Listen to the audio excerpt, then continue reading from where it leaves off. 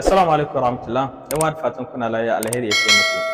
Menene yasa tun zuwan sojawan nan guda uku a cikin kasashen mu Burkina, Mali da Niger mun kasa zaman lafiya duk da cewa sun zo ne sun ce sun zo don su yaƙi da ta'addanci. Menene yasa har da ma haɗin bakin wasu makwabtan mu kuma sannan Faransa musamman ma ta haukace hari ake kawo mana ta ko'ina. Menene sababin na gaske na rashin zaman lafiyan nan da kasashen mu suke fama da shi? Amsa cikin kalima ɗaya. Sababin da muke fama da rashin zaman lafiyan nan da tarzoma da ake kawo mana ta siyasa shine na cewa tunanin shugabanninmu na yanzu ya canza da tunanin shugabanninmu da yawa da suka wuce na duka kasashen nan guda uku.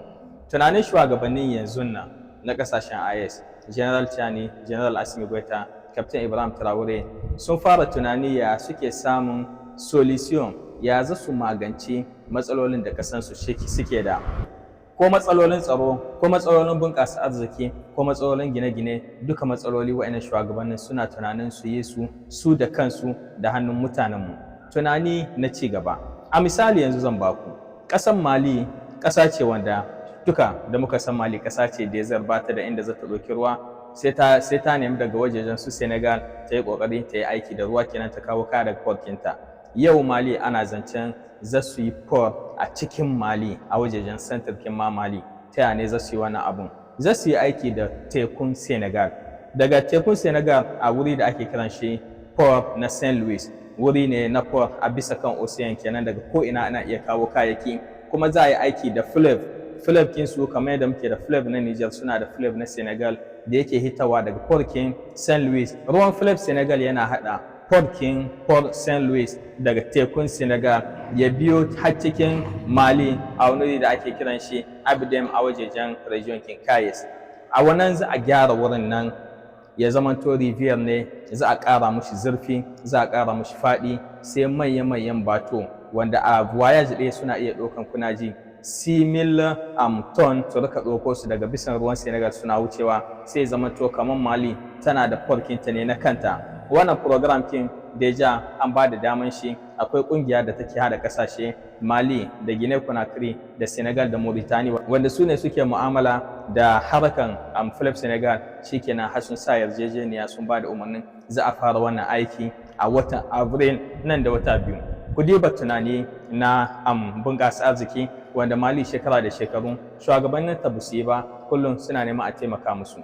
Tunani na biyu daga Burkina Faso shine na cewa a shekara 2025 kinan Burkina Faso ta tadana ma'adanin zinariya ton 94. A kowane ton guda akwai kilogram 1000, kenan kilogram 1000 so 94 a shekara ɗaya kawai Burkina Faso ta tara shi. Kahin Captain Ibrahim Traore ya zo, Burkina Faso bata da ko gram ɗaya na zinariya. Amurka da kake arma yau ka kawo mata sarƙa da ɗan kunne na zinariya ta yi Burkina Faso ƙasa gaba ɗayanta yawan zinariya kahin Captain Ibrahim Traore ya zo. Bayan zuwan Ibrahim Traore suka yi kamfanoni nasu na ƙasa masu haƙo zinariya. Yau Burkina Faso tana da fiye da ton aƙalla za a ce 200,000 na zinariya, wanda shine tunanin da ake canzawa na ci gaba, kuma banda gyare-gyare wanda ba sai mun faɗi ba da Captain Ibrahim Traore yake yi. Niger haka zinariyanmu shikenan ayin kamfanonuka na ƙasa. Iranium kin Niger wanda yake haskaka duniya gaba ɗaya, ba wai mai exaggerate bane in mun faɗi haka. Shekara 65 bai mana amfani ba, turawa ya ma amfani. Tunani sai ya canza, zuwan su General Chani suka ce yanzu mu ne zan mu sai da abinmu, mu ne zan mu yi farashin shi mu sai da shi don kasashen mu su karu. Wa'annan tunanin sai ya zamanto su ne sababin da cewa kasashen mu ba za su zauna lafiya ba, musamman ma kasashen nan guda uku kasashe ne a ƙasar mulkin mallakan ƙasar Faransa. Burkina Faso ita ce ta 4 a haƙo zinariya a cikin Afirka gaba ɗayanta. Mali ita ce ta 3, Niger ita ce ta farko, amma cikin duniya gaba ɗaya tana cikin ƙasashe 3 wanda suka yi yawan ma'adanin uranium. Ga petrol muna da, zinariya ita ma muna da a Niger. Tunanin nan na shugabanninmu shine ya kawo mana matsala, amma kuma matsala ce ta alheri. Kenan gare mu ne mu 'yan ƙasa mu gane irin wannan tafiyan, sai mu guto mu kare shugabanninmu, mu kare wannan tafiyan tamu.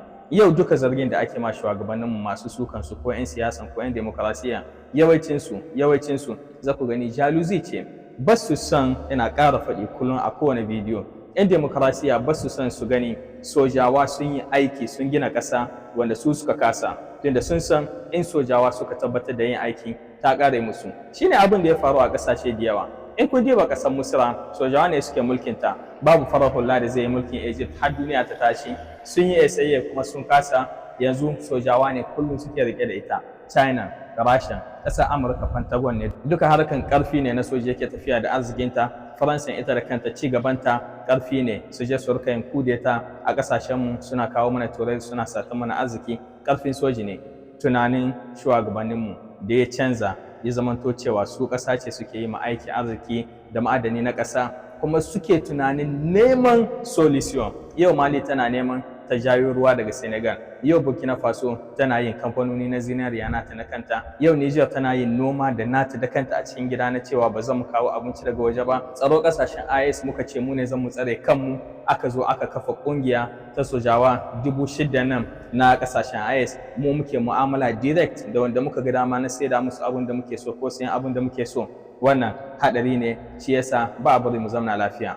Mu tashi mu kare ƙasarmu, mu yi addu'a kuma mu yi aiki, ya zamanto mu duka mu kowa a cikin mu soji ne mai kare ƙasa, dan insha Allah da wannan tunanin mai haɗari mu samu incin kanmu na gaske, mu bunƙasa arzikin mu. Sababi ne tray sample kenan, yanzu ya kamata a ce mun gane sababin nan dalla-dalla dan mu duka mu farka, kuma dan kan mu yarda mu faɗa cikin yaudaran mutane wanda za su rika zuwa suna maganganu na ƙasa-ƙasa suna sukan wa'annan sojawan ko suna nuna negativity wa'annan sojawan da a karya mana gwiwa.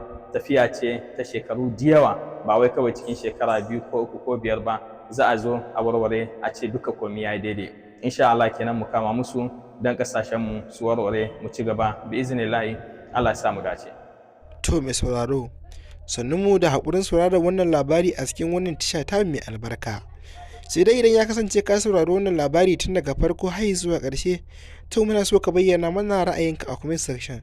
Kana kada ka manta danna mana alamar liking akan wannan bidiyon namu, domin ta haka ne zai iya baka damar samun labaran namu a koda yaushe a duk inda kake a faɗin Najeriya da duniya ma baki ɗaya.